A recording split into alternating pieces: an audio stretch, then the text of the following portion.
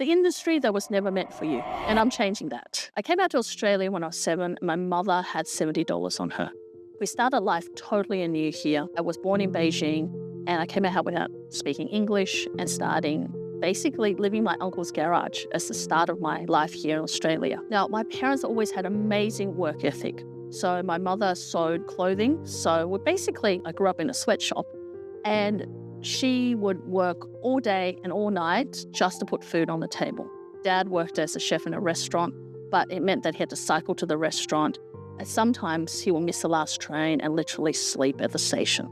So it was really, really tough beginnings. And I changed schools 9 times growing up. Simply as the rents went up, we had to change because we couldn't afford the rent. Everyday Australians, I've experienced how hard it is to start from nothing and grow to something. Having problems meeting rent payments, car payments, interest rate rises, all of these things, the job losses I've experienced growing up. And one of the key things I've always been searching for was to replace my parents' income so they can have a better retirement. Now, I'm an only child, and if you're Asian and an only child, you know that you're stuck with your parents and one of you dies, and that's how it works.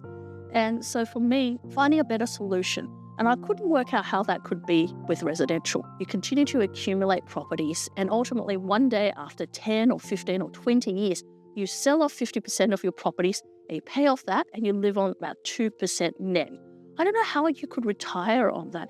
I was trying to replace my father's income, which is really only $50,000 a year. And I couldn't see how buying 3 or 4 residential properties could get me there.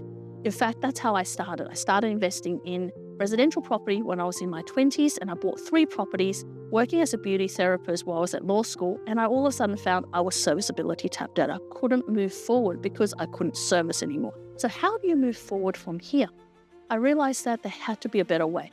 Other people invested in property, and they were moving forward and growing their portfolio. In fact, the true wealthy around Australia wasn't investing in residential property, they were investing in commercial property. The Harvey Normans of this world, the Julian Reiharts, even McDonald's. People think about it being a property business. McDonald's doesn't invest in residential real estate, invest in commercial real estate. And that's the fundamental difference. You see, McDonald's as a tenant pays for all of the outgoings plus all the maintenance and put cash flow in their investors' pockets. See, that's when I had my light bulb moment. I was working as a beauty therapist in my own salon, and Bill will come in, he owned the premise I was in, he'd collect rent from me, collect rent from the hairdresser, collect rent from the property upstairs, and then go fishing for the rest of the week. And I thought, well, that's pretty sweet, that's pretty good. How do I get that? In fact, this whole one premise was his whole entire retirement. So I thought, aha, if I became a commercial property investor, that's what I will be able to do for my parents, be able to retire them in just half the time as I would in residential property. So I started looking for ways to invest in commercial property. However, it's a very gated community. It's a gated industry that if you aren't a commercial property investor, they're not going to tell you about it. And I realized that when I did my first deal. You see, I bought my first commercial property after buying 3 residential properties, and I realized the only way moving forward was investing in commercial. You see, while I can't service a residential debt, in commercial, it doesn't require you for servicing to be able to buy again. In fact, they use the tenant's rent, the tenant's income that they pay you as an investor to be able to service the debt. So you can continue to grow no matter how old you are, whether you're working or not. I bought my first commercial property, and I used the equity from my residential property, bought my first commercial property, and I was getting about 8% net return in North Sydney, a small 55 square metre restaurant, which is a Japanese restaurant, which has continued to be a Japanese restaurant since I've owned it in 2012, even to now. I sold that property in 2021, so 9 years after owning it, for $1,050,000. Throughout the time I owned it, it gave me about $20,000 in positive cash flow every year.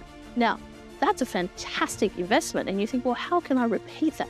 You see, I didn't realize the commercial property industry until I bought that first property. Once I bought that first property, it was like the gates have opened. You now can go in and other investors start talking to you, start getting deals, start to understand how commercial property works.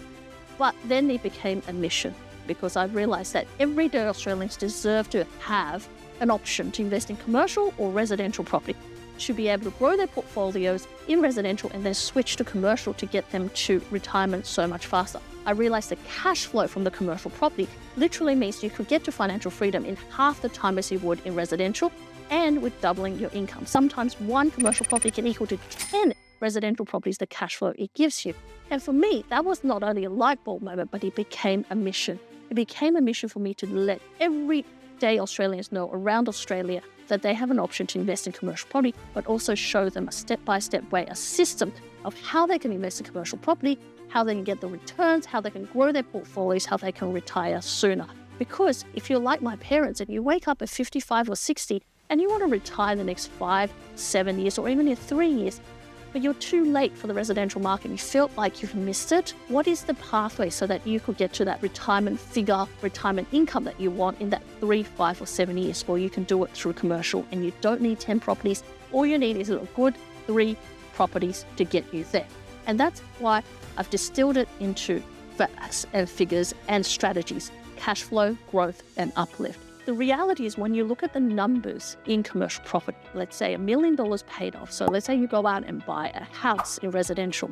It might have been a $500,000 property 10 years ago, now worth $1 million. You might have that property paid off. That property right now, after all outgoings, will give you 2% net in your pocket. So get $20,000 in your pocket. I don't know about you, but I can't live on $20,000. However, if you sold this property, paid off the taxes, and then switched it into commercial, the same $1 million will give you a 6% net. That after outgoings, before your mortgage, or in fact, if you've got it as cash, there's no mortgage, that's $60,000 in your hand. So getting $20,000 or $60,000.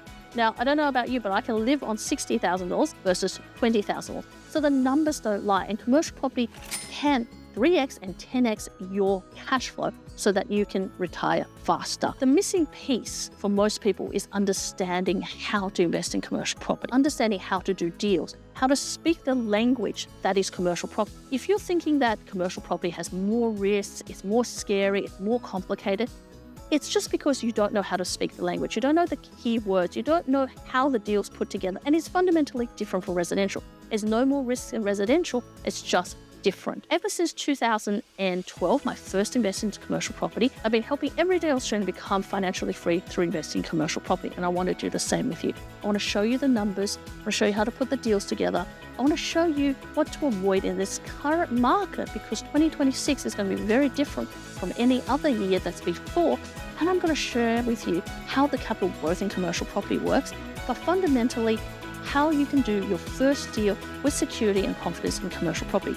I've got a free masterclass coming up. All you have to do is click the link, register, and I'll see you there.